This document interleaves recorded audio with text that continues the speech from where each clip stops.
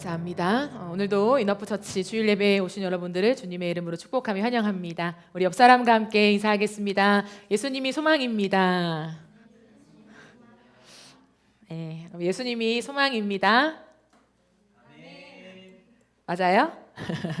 아직 그게 확신이 없다면 또 예배를 통하여서 그 확신을 가지게 되는 은혜가 있기를 주의 이름으로 축복합니다. 네, 봄이 왔습니다. 봄이 왔죠. 덥지 않아요? 벌써 덥네요. 여기 공간이 그만큼 날씨가 따뜻해지고 봄의 기운이 이제 찾아왔는데 우리 영혼에도 또 우리의 삶에도 봄의 기운이 넘쳐서 하나님과의 그 사랑을 다시 시작하게 되는 놀라운 은혜가 있기를 다시 한번 주의 이름으로 축복합니다. 오늘 함께 보실 말씀은 마가복음 10장 45절 말씀입니다. 마가복음 10장 45절. 마가복음 10장 45절 말씀, 우리 한 절 말씀인데요. 우리 함께 합독하도록 하겠습니다. 시작. 인자가 온 것은 섬김을 받으려 함이 아니라 도리어 섬기려 하고 자기 목숨을 많은 사람의 대속물로 주려 함이니라. 아멘. 네, 오늘 한 절 말씀으로 하나님 말씀을 나누겠습니다.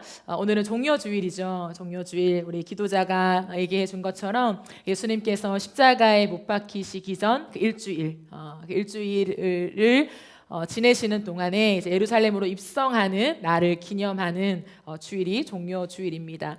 예수님은 어린 나귀를 타고 예루살렘으로 들어가셨고 사람들이 종려나무 가지를 흔들며 호산나 다윗의 자손이여 라고 외치며 찬양했죠. 그래서 이 종려주일은 그리스도의 고난 주간의 시작을 알리는 날이고요. 예수님의 구속 사역을 기념하는 중요한 의미를 지니고 있습니다. 우리는 한 주 동안 주님이 걸으신 십자가의 길을 묵상하면서 그 길이 우리에게 어떤 의미를 주는지, 그리고 예수님의 피가 왜 그렇게 중요한지에 대해서 좀 깊이 생각해 보고자 합니다. 오늘은 주려고 오셨다라고 하는 제목으로 하나님 말씀을 나누고자 합니다.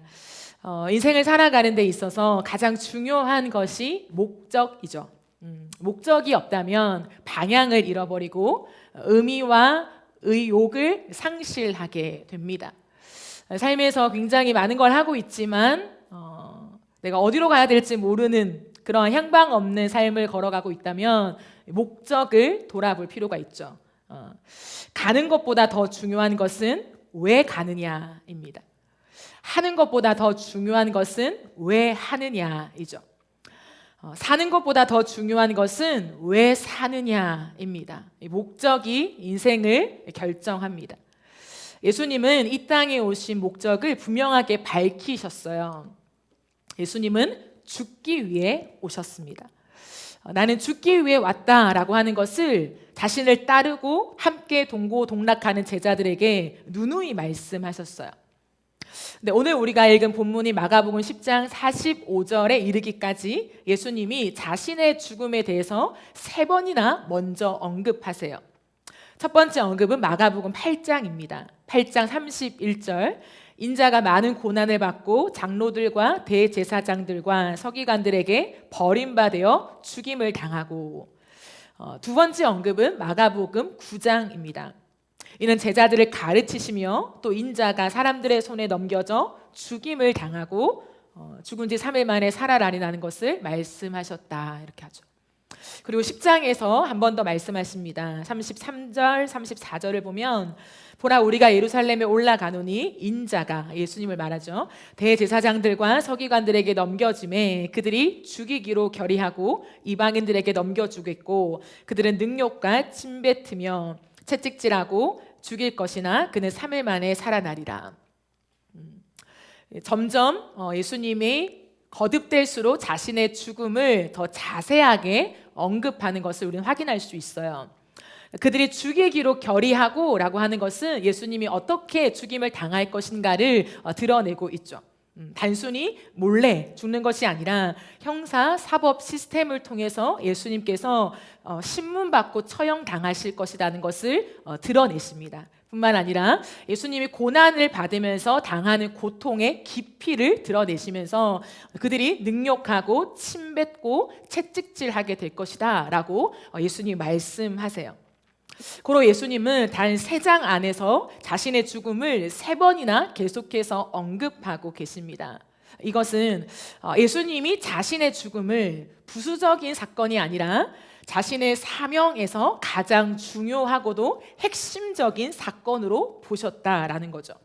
특히 오늘 우리가 읽은 마가복음 10장 45절은 예수님이 처음으로 죽음의 이유를 명확하게 밝히는 것에 큰 의미가 있음을 확인할 수 있어요. 다시 한번 오늘 본문 말씀을 보면 인자가 온 것은 예수님을 말합니다. 섬김을 받으려 함이 아니라 도리어 섬기려 하고 자기 목숨을 많은 사람의 대속물로 주려 함이다 라고 말씀하고 있죠. 여기서 예수님은 인자가 온 것은 이라고 시작해요. 인자가 왔다는 거죠. 이것은 예수님이 이 땅에 태어나시기 전부터 존재한 분이셨음을 은연중에 드러내고 계십니다. 단순히 장소적인 물리적인 장소로 왔다라는 것을 의미하는 것이 아니라 이 땅에 오셨다라고 하는 것을 통해서 예수님이 태어나기 전부터 이미 존재하신 하나님이라는 걸 드러내고겠죠. 그렇다면 예수님이 본래 존재하시던 곳이 어디일까요? 원래 예수님이 존재하시던 자리, 그 자리는 창조주의 자리입니다. 아무도 대신할 수 없는 그 창조주의 자리에 주님은 계셨죠.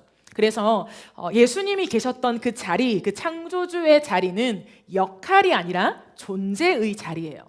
그렇기 때문에 영원토록 하나님만 앉으실 수 있는 영광의 자리였습니다. 근데 예수님은 그 영광의 자리를 떠나 이 땅에 오셨죠. 예수님은 그 창조주의 자리, 누구도 대신할 수 없는 하나님의 자리에서 영원토록 섬김만 받아야 마땅하신 분이시지만 오히려 죄에 물든 피조물인 우리를 위해 섬기러 이 땅에 오셨음을 드러내고 있습니다.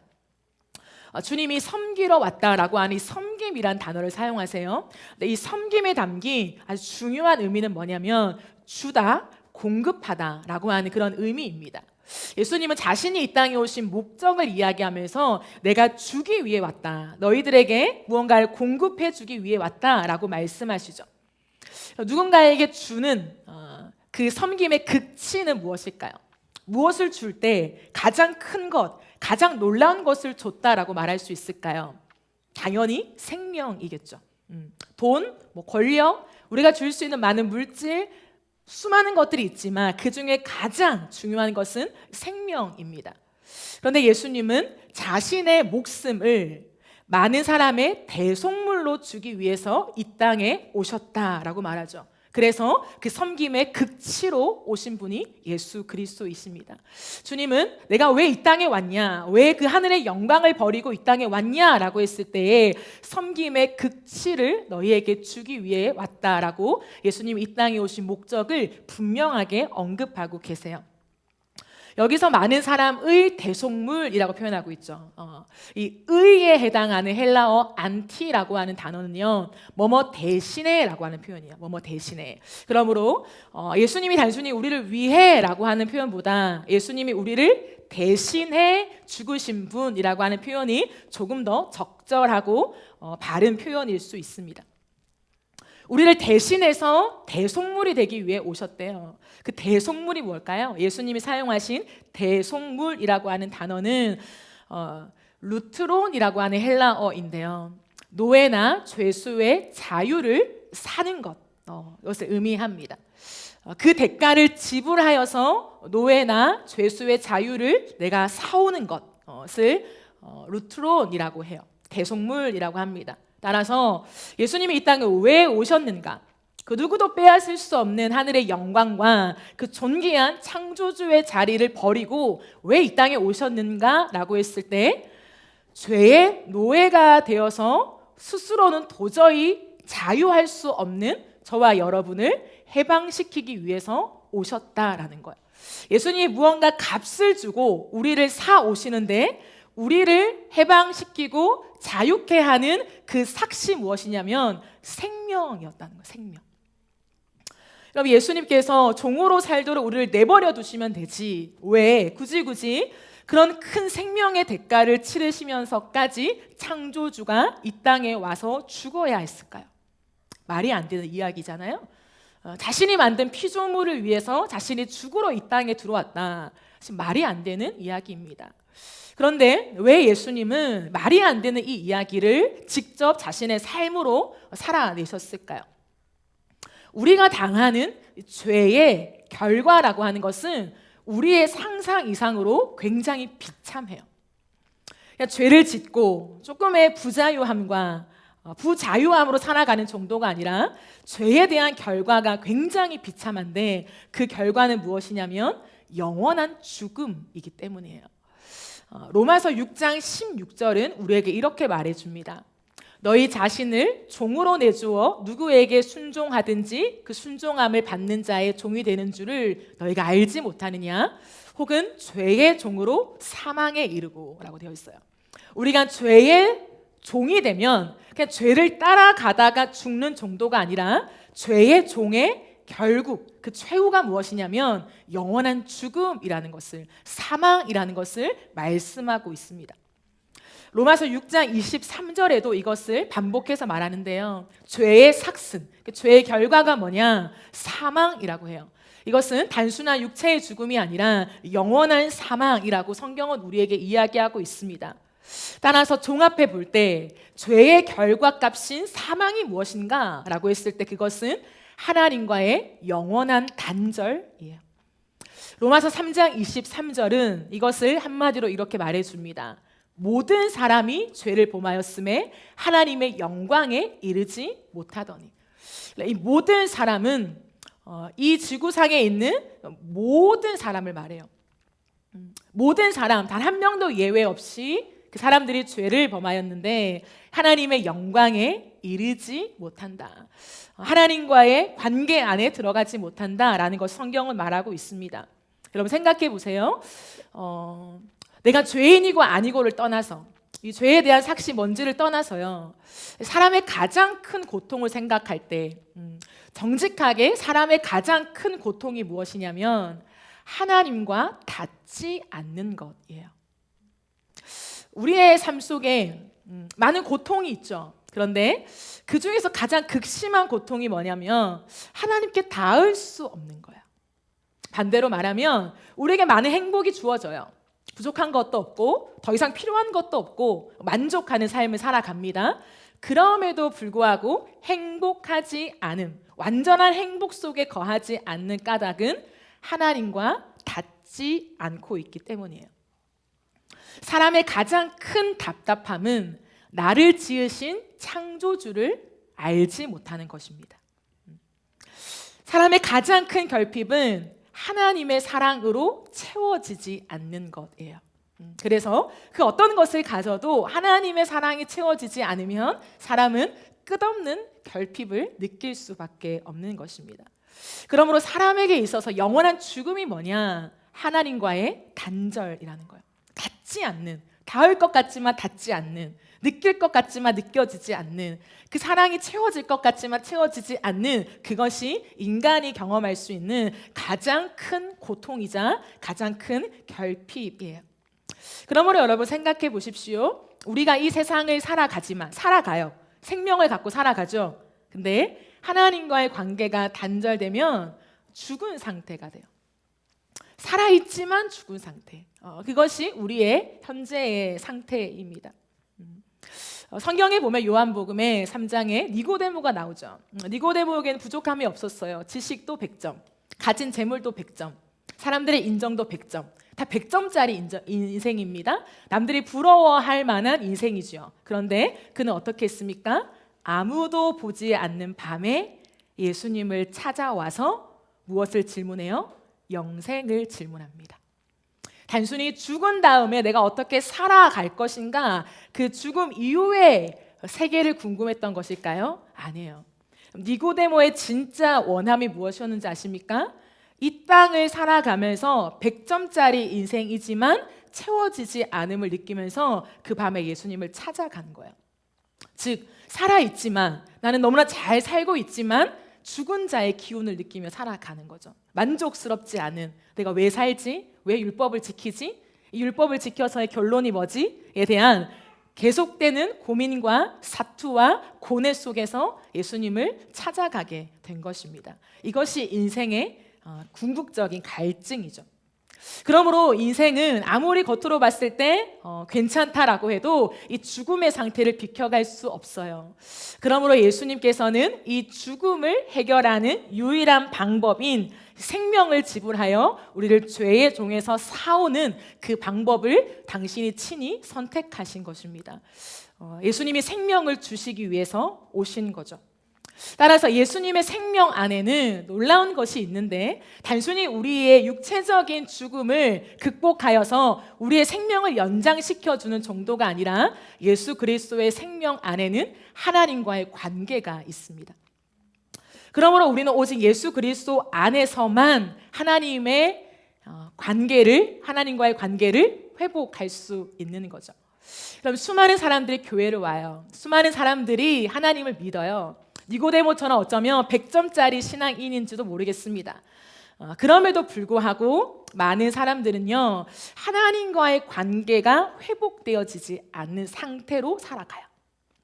누구보다 교회 안에 있지만, 누구보다 하나님을 너무나 잘 알고 주님을 섬기는 게 어떤 모습인지 다 알아요. 어떻게 하는 게 신앙인의 모습인지, 그리스도를 살아가는 삶의 모습이 어떠한지를 다 알아요. 그런데 하나님과의 관계가 좀처럼 회복되어지지 않아 힘들어해요. 시들시들하죠. 왜 그럴까요?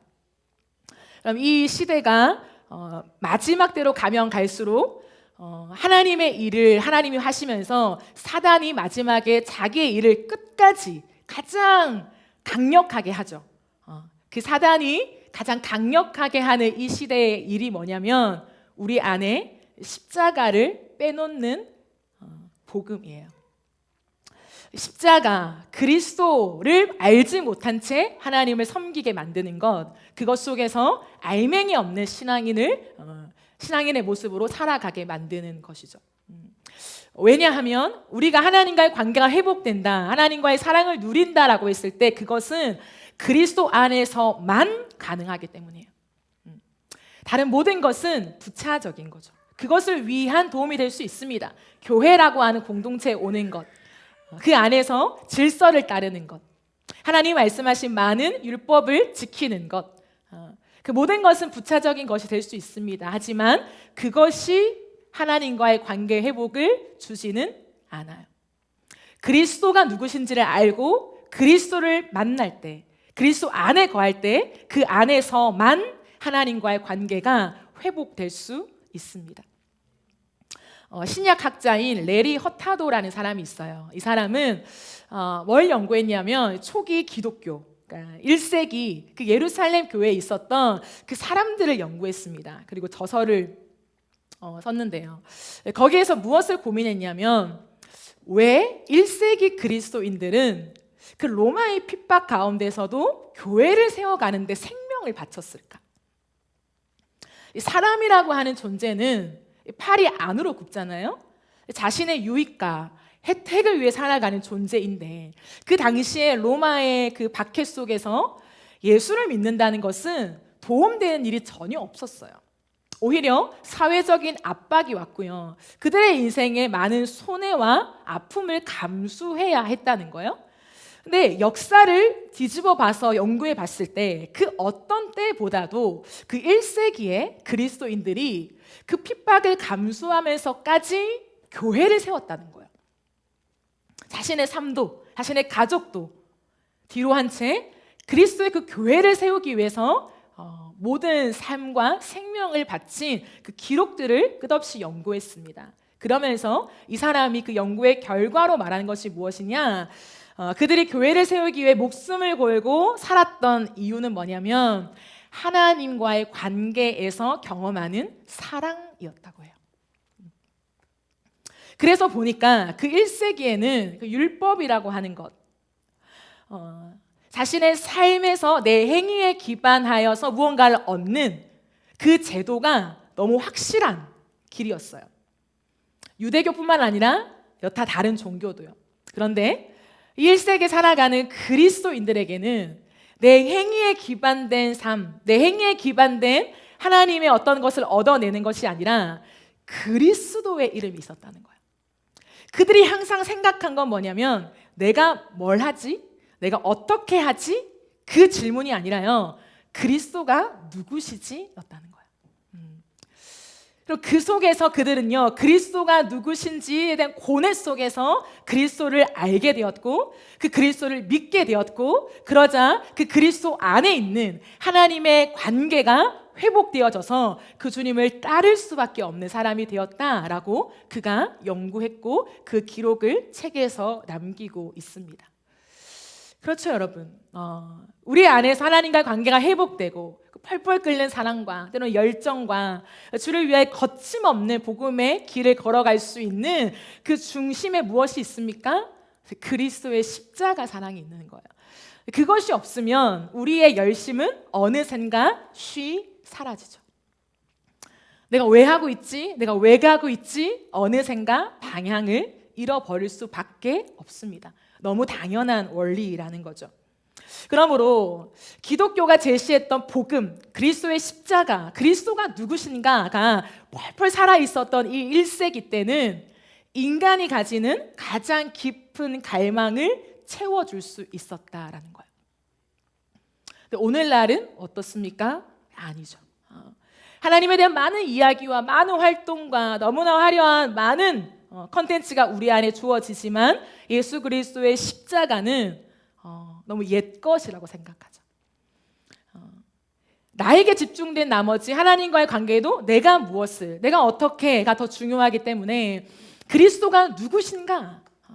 자, 그리스도는 누구지? 라고 하는 것에 대해서 삶의 고뇌를 하는 사람이 적어지고 있는 까닭입니다. 예수님이 자신의 생명을 주기 위해 이 땅에 오셨습니다. 그 생명과 함께 주려는 것이 하나님과의 사랑의 교제예요.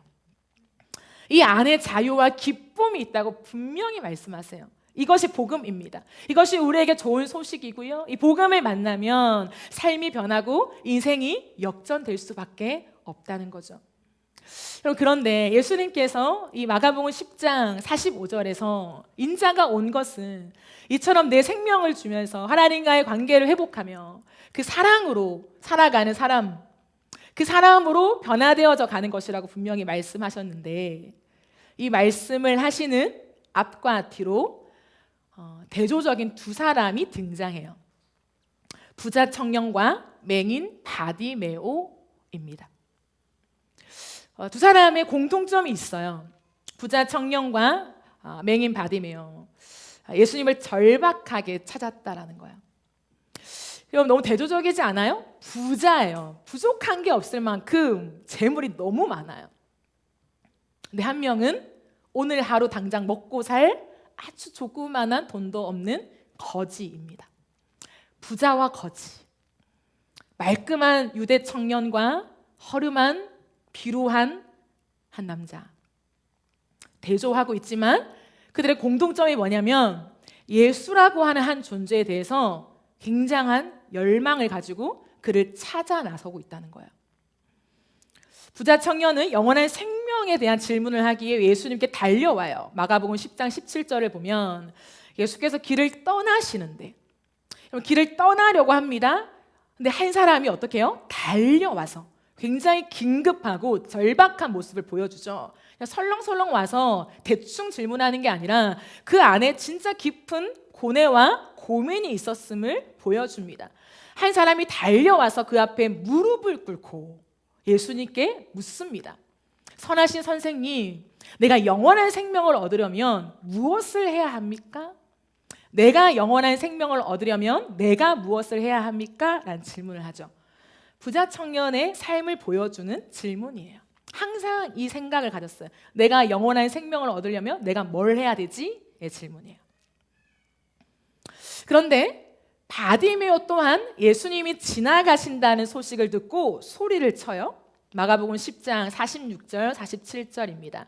그들은 여리고에 갔다 예수께서 제자들과 큰 무리와 함께 여리고를 떠나실 때에 디메오의 아들 바디메오라는 눈먼 거지가 길가에 앉아 있다가 나사렛 사람 예수가 지나가신다는 말을 듣고 다윗의 자손 예수님, 나를 불쌍히 여겨 주십시오 하고 외치며 말하기 시작했다. 예수가 지나가신다는 말을 듣고 참을 수 없는 갈망을 가지고 소리치죠. 다윗의 자손 예수여 나를 불쌍히 여겨달라고요. 여러분, 이들의 질문과 이들의 요청에 예수님은 모두 다 대답해 주세요. 차별하지 않으십니다. 부자 청년에게도 거지 바디메오에게도 동일하게 대답을 해주세요. 먼저 봅시다. 10장 21절, 부자 청년에게 이렇게 대답해요. 예수께서 그를 눈여겨보시고 사랑스럽게 여기셨다. 그를 보시는 예수님의 눈이 색안경이 아니었다는 거예요. 눈여겨보시고 사랑스럽게 여기면서 그에게 이렇게 말씀해 주십니다. 너에게는 한 가지 부족한 것이 있어. 가서 네가 가진 것을 다 팔아서 가난한 사람들에게 주어라. 그리하면 네가 하늘에서 보화를 차지하게 될 것이다. 그리고 와서 나를 따라라. 그러나 그는 이 말씀 때문에 울상을 짓고 근심하면서 떠나갔다. 그에게는 재산이 많았기 때문이다. 그럼 잘 보세요. 이 부자 청년이 예수님께 급하게 달려와 깊은 인생의 고민을 통과하면서 꺼낸 질문이 뭐였습니까? 영원한 생명에 대한 거였어요. 그렇죠? 영생에 대한 것이었습니다. 영생을 질문했어요. 그래서 예수님은요, 영생에 대한 답을 주셨어요. 네가 가지고 있는 것을 팔아 가난한 자에게 주면 어떻게 해요? 하늘에서 보화가 너에게 따를 것이다. 그리고 나를 따라와라. 라고 말씀해 주셨죠. 예수님이 영원한 생명에 대한 정확한 답을 주셨음에도 불구하고 그는요, 떠나갔어요. 분명히 따르라고 했는데 그는 떠나갔대요, 성경에서. 왜 그럴까요? 왜 그럴까요? 부자 청년은 여전히 내가 버려야 할 것에 생각이 집중되어 있었기 때문이에요. 내가 무엇을 하여야 영생을 얻습니까? 내 모든 재물을 버려야 되는구나. 어떻게 버리지? 재물이 너무 많아요. 이 재물을 버리면 내가 어떻게 살아가지? 그 생각의 사고의 루트를 깨부수지 못했습니다. 영생에 대한 것도 마찬가지예요. 영생을 영원한 생명이라고 표현하며 영생을 질문했지만 사실 이 부자 청년의 문제는 무엇이었을까요? 영생을 단순히 죽지 않고 영원히 사는 것으로만 생각했기 때문이죠. 영원히 죽지 않고 사는 그 영생이 무엇입니까? 라는 질문이었어요. 종교적인 질문이었죠. 그런데 그걸 가지기 위해, 그게 너무 소중하고 중요한 걸 알지만 그것을 가지기 위해서 지금 나에게 있는 굉장히 소중한 것을 또 버려야 한다고 생각하니까 아깝기도 하고 내 기반이 흔들릴 것 같기도 하고 그러고 싶지 않았던 거예요. 그래서 근심하며 떠나갔어요. 근데 예수님이 그 청년에게 알려주고 싶으셨던 진짜 영생은 뭘까요? 그럼 진짜 영생은 무엇입니까? 죽지 않고 영원히 사는 것이 아니라요, 하나님과의 살아있는 관계예요. 단순히 내가 안 죽고 영원히 살거나 그 영원이라고 하는 어떠한 곳에 도달하는 것이 아니라 하나님과의 살아있는 관계라는 거죠. 그래서 예수님이 뭐라고 했어요? 너는 나를 따라라.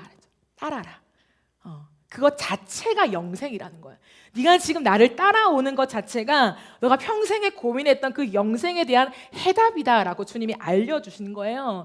요한복음 17장 3절에 보면 이런 말씀이 있죠. 영생이 뭔가? 영생은 곧 유일하신 참 하나님과 그가 보내신 자 예수 그리스도를 아는 것이니라. 여기서 알면 지식적인 알미 아니죠. 부부가 서로를 아는 사랑의 연합이에요. 영생은 뭐냐? 단순히 내가 죽지 않고 사는 것, 이 땅의 것들이 아니라 무언가 그 하늘의 것들을 취하는 정도가 아니라 하나님과 영원한 사랑의 연합을 누리는 것, 그것이 영생이다라고 말하는 거예요. 그래서 그를 어떻게 했어요? 지극히 사랑스럽게 쳐다봤어요. 다른 사람들에게는 이 예수님의 태도가 없어요. 그런데 그 사람에게서만큼은 예수님이 그를 눈여겨보시며 사랑스럽게 보시며 주님이 말하죠. 나를 따라와라. 근데 부자 청년은 그 주님을 따라가지는 않았던 거죠. 반면 바디메오는 어떻습니까? 바디메오는 눈이 보이지 않았어요. 그래서 예수님께 눈 뜨게 해달라고 요청했습니다. 예수님이 그의 요청에 대답하세요. 그리고 그를 고쳐주셨습니다. 그 후에 예수님이 이렇게 말씀하세요. 52절을 보면 예수께서 그에게 말씀하셨다. 가거라. 내 믿음이 너를 구원하였다. 그러자 그 눈먼 사람은 곧 다시 보게 되었다. 그리고 그는 예수가 가시는 길을 따라 나섰다. 고쳐줬습니다. 대답을 줬어요. 그리고 예수님이 어떻게 해요? 가래요. 너는 이제 가. 근데 바디면 어떻게 했습니까? 예수님을 따라 나섰대요. 굉장히 대조되는 모습이에요. 성경은 의도적으로 이들의 대조를 기록하고 있습니다. 여러분, 바디메오는 가라고 했는데 자신의 요구가 만족되었잖아요. 평생 보지 못했던 눈이 떠진 거예요. 얼마나 보고 싶은 게 많을까요? 얼마나 자랑하고 싶을까요? 평생에 못 봤던 그 시력이 회복된다. 말할 수 없는 기쁨일 것입니다. 그런데 그는요, 굳이 예수님이 말도 안 했는데 자신이 예수님을 따라 나서요. 무슨 차이일까요? 왜 그랬을까요? 바디메오는 그가 받은 것을 생각하고 있었기 때문이에요. 그럼 두 사람의 결정적인 차이가 뭘까요? 두 사람의 결정적인 차이. 무엇이 이들을 이렇게 결정적으로 차이가 나게 만들었을까요? 관점이에요, 관점. 부자 청년은 끝까지 땅의 관점을 가졌습니다. 영생을 질문해 놓고 여전히 이 땅의 것을 생각했어요. 영원한 생명에 대해서 하늘의 것을 물어놓고 그는 여전히 이 재물을 내가 어떻게 처리할 수 있을까에 대한 이생의 것에 여전히 매여 있었다는 거예요. 그러나 바디메오는 달랐습니다. 바디메오는 하늘의 관점을 가졌어요. 분명 그는 이 땅의 것을 구했습니다. 내 육체가 눈이 떠지는 것, 내 육체의 치유를 하나님께 구했습니다. 그런데 사실 그가 진짜 구한 것은 하늘의 것이었다는 거예요. 단순히 보고 싶은 것이 아니라 보지 못한 인생의 깊은 안개와 같은 터널과 같은 인생의 길을 통과하면서 궁극적인 그 영원한 것이 무엇인가, 하늘의 것이 무엇인가, 나를 진짜 구원해 줄 것이 무엇인가에 대한 진짜 깊은 고뇌와 고민을 가지고 살아왔음을 우리는 확인할 수 있어요. 그래서 예수님이 뭐라고 하십니까? 이 맹인 바디메오에게 이렇게 말하죠. 너의 믿음이 너를 구원했다라고 말해요. 그럼 예수님이 구원하시는 믿음은 딱 한 가지밖에 없어요. 이 한 가지는 뭐냐면 예수 그리스도를 구원자로 믿는 믿음입니다. 이것을 어떻게 확인할 수 있을까요? 그냥 눈 떠달라고 말해줄 수 있지 않나요? 너무 확대 해석 아닙니까? 라고 질문할 수 있지만 이 바디메오가 예수님을 부르는 장면에서 확인할 수 있죠. 다윗의 자손 예수여. 여러분, 이것은 예수님을 부르는 흔한 호칭이 아니었습니다. 왜냐하면 다윗의 자손 예수여라고 하는 것은 다윗의 자손으로 오실 그 메시아를 기다리는 사람들의 고백이었기 때문이에요. 그러므로 단순한 입술의 고백, 다른 사람들이 부르니까 나도 엉겹결에 따라서 불렀던 다윗의 자손이라는 고백이 아니라 예수님은 그 맹인 바디메오 안에 있는 진짜 예수 그리스도가 다윗의 자손 메시아로 믿는 그 믿음을 보셨던 것이죠. 우리는 이 땅을 살아가면서 영생에 대해서 궁금해할 수 있어요. 영원한 생명이 무엇인가? 그런데 영원한 생명이 무엇인가를 궁금해하면서 여전히 이 땅의 관점을 고수하고 있을 수 있습니다. 근데 반면에 오늘도 내가 먹고 사는 이 문제, 내가 어떻게 해결할 수 없는 이 씨름에 사투하고 있으나 그러나 궁극적으로 내 중심에는 영원에 대한 관점으로 영원의 것을 사모하고 있는 사람이 있을 수 있습니다. 겉으로는 우리의 워딩만 보이죠. 그러나 예수 그리스도는 우리의 중심을 정확하게 보세요. 하늘의 것을 말하지만 이 땅의 것에 매여 있는지, 이 땅의 것을 말하고 있지만 하늘의 것들을 정말 추구하고 있는지 예수님은 정확하게 보시고 정확하게 대답하시고 정확하게 우리에게 주십니다. 그래서 예수님은 이렇게 말씀하세요. 마가복음 10장 31절 이 부자 청년의 스토리를 끝내시면서 이렇게 말씀하시죠. 그러나 먼저 된 자로서 나중되고 나중된 자로서 먼저 될 자가 많으니라. 부자 청년은 유대인이었습니다. 누가 봐도 먼저 된 자였죠. 그러나 그는 나중되었습니다.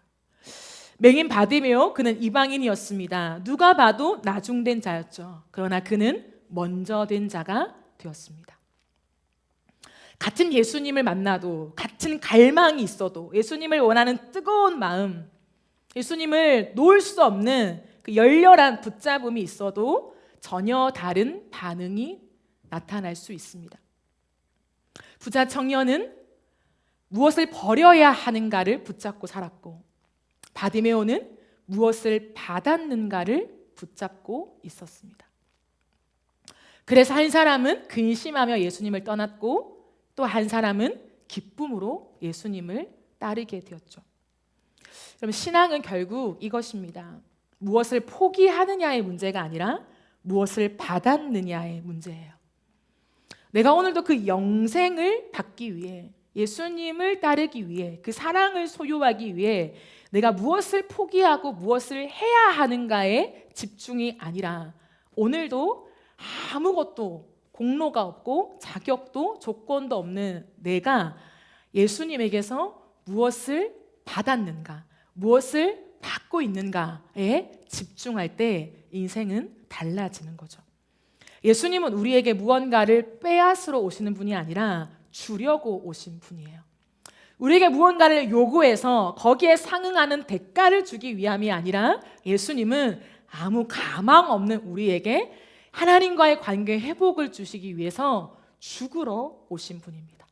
그 우리에게 생명을 주시고 자유를 주시고 하나님과의 사랑의 관계를 주시기 위해 이 땅에 오신 분입니다.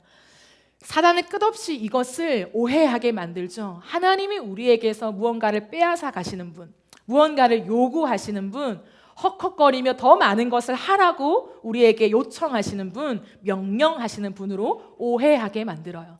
그래서 우리는 무언가를 해야만 할 것 같은, 하나님의 사랑을 아는 것에도 내가 무언가를 해야 할 것 같은, 뭘 해야 그 사랑을 알 수 있습니까? 무엇을 해야 십자가의 사랑을 내가 받을 수 있어요? 내가 무엇을 해야 합니까?의 질문을 벗어날 수 없는지도 모르겠습니다. 그러나 주님은 이미 가망 없는 우리에게 주기 위하여 왔으니, 우리가 하는 것은 뭐냐면 그 예수님이 누구신가? 오늘도 겸손하게 예수님이 누구십니까? 이 깊은 원초적인 고민, 이 깊은 내가 해결할 수 없는 이 고민을 주님께 던지며, 주님이 나에게 당신을 계시해 주시기를, 주님이 나에게 내 눈을 떠서 주님을 보게 해 주시기를 기다리는 것밖에 우리가 할 수 있는 것이 없지 않을까요? 그러므로 오늘 우리는 이 부자 청년처럼 여전히 내가 버려야 할 것에 묶여 있는 사람들입니까? 아니면 바디메오처럼 내가 받은 은혜에 매여 사는 사람입니까? 이 질문을 우리 스스로에게 던져봅시다. 이 한 주 고난 주간을 지나며 우리가 다시 붙잡아야 할 것은 이 한 가지예요. 예수님은 주려고 오셨다라는 거예요. 우리에게 무언가를 달라고 하시는 분이 아니십니다. 그리고 그분이 주신 생명 앞에 이제 우리의 반응은 하나일 수밖에 없어요. 멀어지는 것이 아니라 더 가까워지는 것, 떠나는 것이 아니라 따르는 것. 주님, 이것을 주기 위해서 생명을 바치셨습니다. 그래서 우리가 억지로 주님을 따르는 것이 아니라 기쁨으로 주님을 따라갈 수밖에 없는 그 은혜를 허락해 주시는 거죠. 주려고 오신 그 예수님 앞에 이제는 우리가 죽기까지 예수님을 따르는 자로 살아가는 은혜가 있기를 주의 이름으로 축복합니다.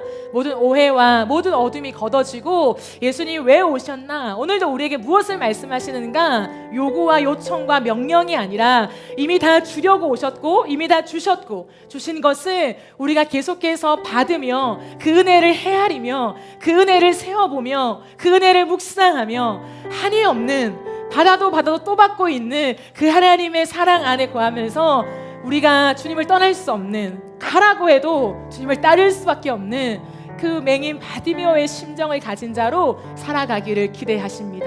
우리가 그 길에 서면서 이번 한 주간 동안 내가 뭘 또 십자가에 못 박아야 되냐가 아니라 그 십자가를 지시기까지 무엇을 주셨는가, 그 십자가 위에서 대체 주신 것이 무엇인가, 우리의 감정을 넘어서 그 진리를 깊이 탐구해 보면서 그 안에 해도 너무한 사랑이었다, 받아도 너무 받은 사랑이었다, 그걸 깨달아야 돼요. 이기적인 우리는 끝없이 나 내가 주를 위해 뭘 했는지, 주를 어떻게 따랐는지, 내가 어떤 마음으로 주님 앞에 머물러 있는지 그걸 벗어날 수가 없어요. 그게 죄의 장애죠. 이기심. 하나님의 은혜로 그 이기심에서 좀 벗어나 진짜 영생을 원하는 우리의 마음이 되어서 주신 은혜, 눈뜨게 하신 은혜, 아주 조그만 거라도 그게 얼마나 큰지를 깨닫는 그 진짜 그 은혜가 은혜되는 이번 한 주가 되어서 그 십자가 아래에서 우리의 눈물이 회복되어지고 우리의 감격이 회복되어지며 그 십자가 하나로 주를 따를 수밖에 없는 우리의 옥합을 깨뜨려 주님 앞에 드려도 부족한 그 마음을 소유하게 되는 그 은혜가 있기를 예수님의 이름으로 축복합니다. 우리 이 시간 함께 찬양하며 기도하며 나아가도록 하겠습니다.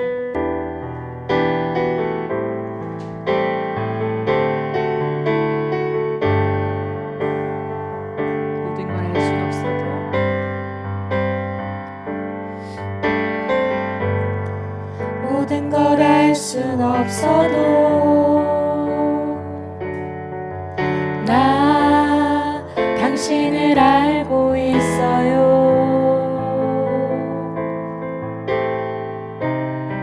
모든 걸 볼 순 없어도 나 당신을 볼 수 있어요. 다 이해하지 못해도 나 당신을 믿고 있어요.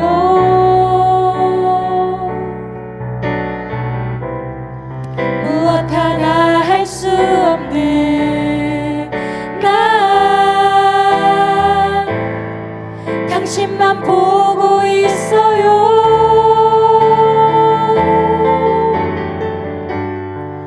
당신은 나의 선한 목자, 당신은 내 유일한 자랑, 나의 영혼의 기쁨과 내 눈물의 주인, 내 처음과 마지막. 당신은 나의 빛과 구원, 당신은 나의 빛과 구원, 당신은 내 유일한 보물, 당신은 내 유일한 보물, 나의 옥합을 깨뜨려 나의 옥합을 깨뜨려 예수 사랑합니다. 예수 사랑합니다. 전부를 주신 사랑, 전부를 주신 사랑, 모든 걸 알 순 없어도 모든 걸 알 순 없어도 나 당신을 알고 있어요. 모든 걸 볼 순 없어도 모든 걸 볼 순 없어도 나 당신을 볼 수 당신을 있어요. 볼 수 있어요. 다 이해하진 못해도 다 이해하지 못해도 나 당신을 믿고 있어요. 나 당신을 믿고 있어요. 무엇 하나 할 수 없는 나, 무엇 하나 할 수 없는 나 당신만 보고 있어요. 당신은 나의 선한 목자, 당신은 나의 선한 목자, 당신은 내 유일한 자랑,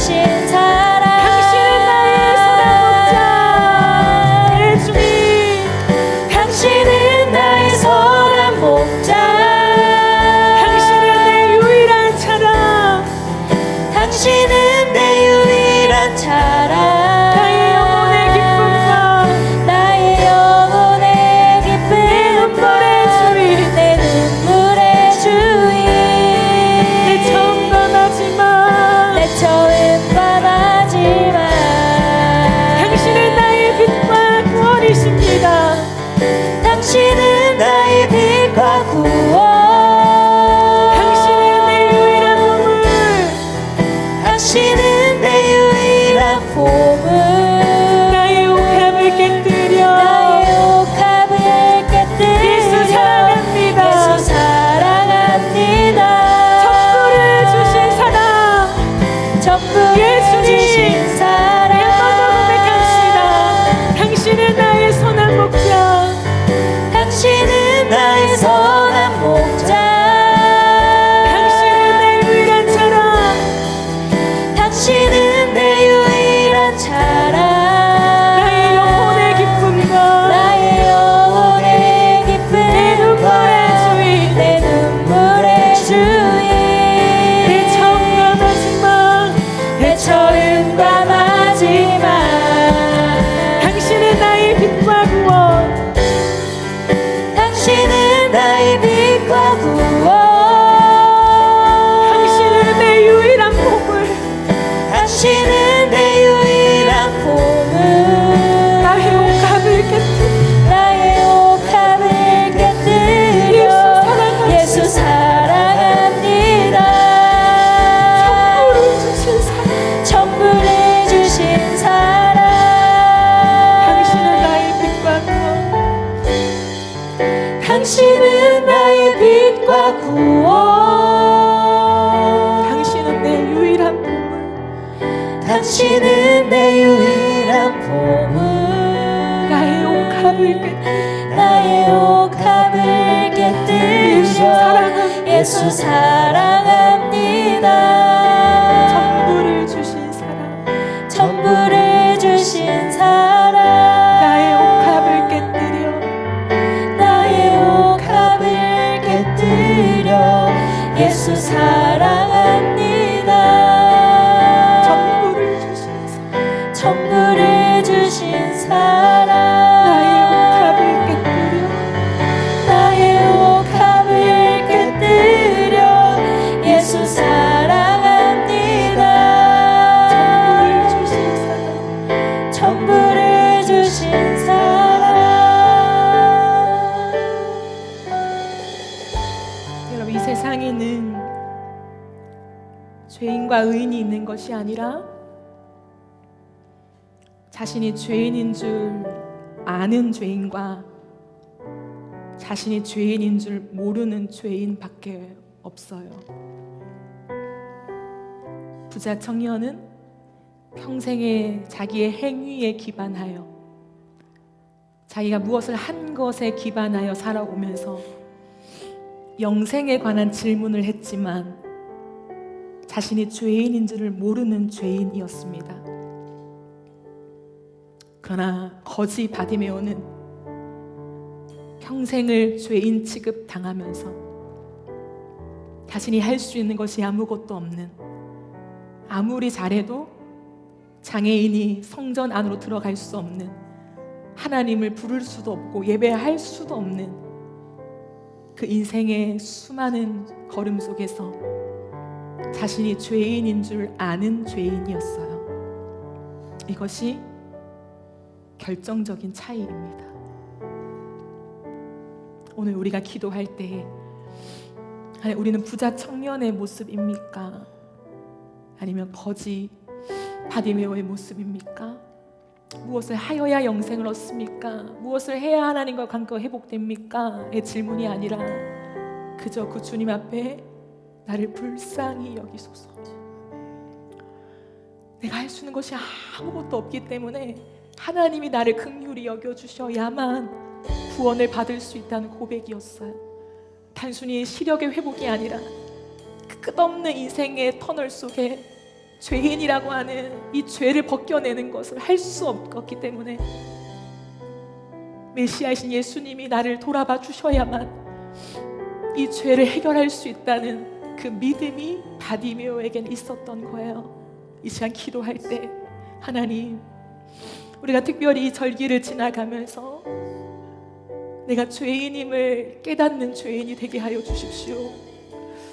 그래서 우리 스스로 이 죄를 해결할 수 없음을, 내가 무언가를 해서 주님을 원해서 갈망해서 하나님과 관계가 회복되어질 수 있는 것이 아님을 깨닫게 해주시고, 오직 바디메오처럼 주님 나를 불쌍히 여기십시오.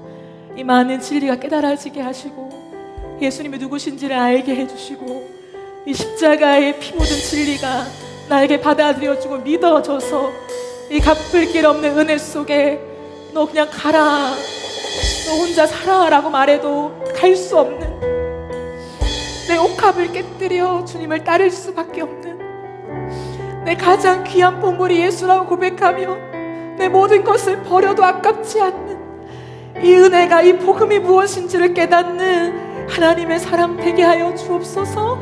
즐거이 주님을 따라 나서는, 주님이 나를 따라와야 한다고 말하는 것이 아니라 주님을 떠나서 갈 곳이 없는, 보고 싶은 게 없는, 주님만 보고 싶은 하나님이 바디메오의 마음이 무엇이었는지를 우리의 평생을 통하여 알게 되는 은혜가 우리에게 있게 하여 주시옵소서. 생명을 주러 오신 주님, 자유를 주러 오신 주님, 영생을 주러 오신 주님, 그 주의 주러 오심의 혜택이 하나님 나에게 온전히 누려지게 하여 주시옵소서. 우리 각자의 고백을 따라 합심하여 기도하며 나아갑시다.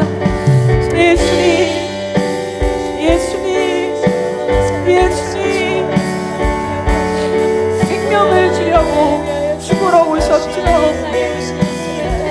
하나님과의 관계 회복이 그렇게 오래가지 어떤 것으로 되어질 수 없다는 것을 우리가 알게 해주십시오. 그러면 예수님이 왜 오셨겠습니까? 창조주가 왜 영광의 자리를 버리고 사람이 되어 오셨겠습니까? 우리가 어떤 것으로 해결할 수 없기에, 이 죄의 종에서 우리를 해방시킬 수 있는 것이 아무것도 없기에, 근데 이 죄의 종으로 있으면 우리는 하나님과의 관계를 회복할 수 없기에, 더듬어서 알 수는 있겠지만 그 사랑의 관계 안으로 들어갈 수 없기에, 영혼의 답답함, 영혼의 빈곤함, 영혼의 결핍, 영혼의 고통을 느끼며 살아갈 수밖에 없기 때문에 주님이 우리에게 생명을 주러 오셨습니다. 하나님, 예수 그리스도가 아니고서는 우리가 하나님과 닿을 수 없습니다. 닿을 듯 말 듯, 창조주를 알 듯 말 듯, 모르는 것도 아니고 아는 것도 아니고, 내가 그 사랑을 모르는 것도 아니고 아는 것도 아닌 그 애매한 회색지대 속에서 우리가 계속해서 진짜 기쁨을 누리지 못하고 살아가게 될 것입니다. 하나님, 그러한 신앙이 아니라 오직 바디메오처럼 주님을 따라 나설 수밖에 없는, 하나님 가라고 해도 주님을 따를 수밖에 없는, 하나님 그 자발적인 그 선택이 무엇인지를 아는 자가 되기를 원합니다. 예수님, 내가 무엇을 하여야 영생을 얻으리까가 아니라 나를 불쌍히 여기소서, 나를 불쌍히 여기소서, 나를 불쌍히 여기소서. 하나님, 내가 죄인인지 깨닫지 못하는 이 죄인을 불쌍히 여기소서. 하나님, 그 은혜가 우리에게 있기를 원합니다. 우리가 보기를 원합니다. 우리의 육체의 시력이 아니라 영의 시력이 더져서 예수님을 보기를 원합니다. 주님이 나를 사랑스럽게 바라보셨지만 그럼에도 불구하고 부자 청년은 그 사랑의 눈빛에 반응하지 못했습니다. 그 사랑이 무엇인지 몰랐습니다. 내가 버려야 하는 그 재물, 무수히 많은 내 부, 내 안정감, 내 삶의 터전, 이것이 너무나 중요하여서 사랑의 주님의 눈빛을 마주하지 못했던 이 청년의 어리석음을 우리가 반복하지 않기를 원합니다. 그 사랑이, 그 눈빛이 얼마나 중요한 것인지 깨닫고 그 사랑의 관계 안으로 기꺼이 들어가며 하나님이 재물과 비교할 수 없는 그 사랑의 관계 안으로 우리가 들어갈 수 있도록 예수님 함께하여 주시옵소서. 예수님, 내 가장 하나님, 내가 주께 다 드리며 정말 따르기를 원합니다. 예수님, 예수님, 전부를 주신 사랑.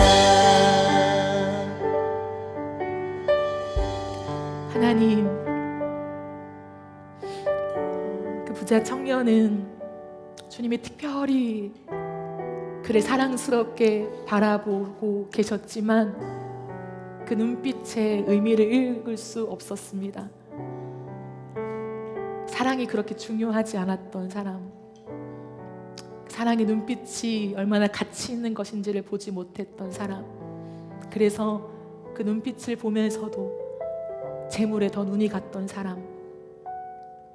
근데 하나님 그에게 그 사랑의 연합으로의 초대를 하셨던 그 주의 음성이 오늘 우리에게도 들려지는 것 같습니다.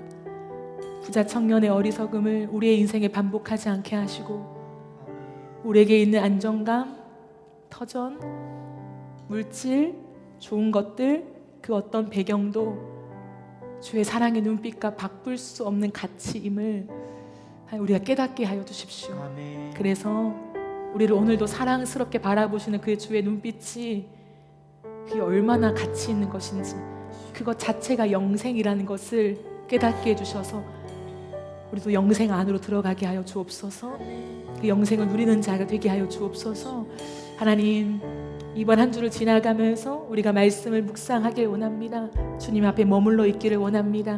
그래서 우리가 죄인임을 깨닫는 은혜를 주시고 이 죄를 해결하기 위해서 이 땅에 와 생명을 주신 그 예수 그리스도의 사랑이 무엇인지를 만나게 하여 주옵소서. 우리에게 무엇을 주셨는가, 주신 것들, 우리가 받은 것들 끝없이 헤아려 보며 하나님의 사랑 안으로 들어가게 해주시고, 그로 인하여서 바디메오처럼 가라고 해도 주님을 따를 수밖에 없는 하나님 그 헌신이 무엇인가, 그 자발적 순종이 무엇인가, 그것을 우리의 인생 가운데 누려감으로 주님 평생에 주님과 동행하며 주의 일에 동역하는 그 영광을 누리게 하여 주시옵소서. 감사드리며 살아계신 예수님의 이름으로 기도합니다. 아멘.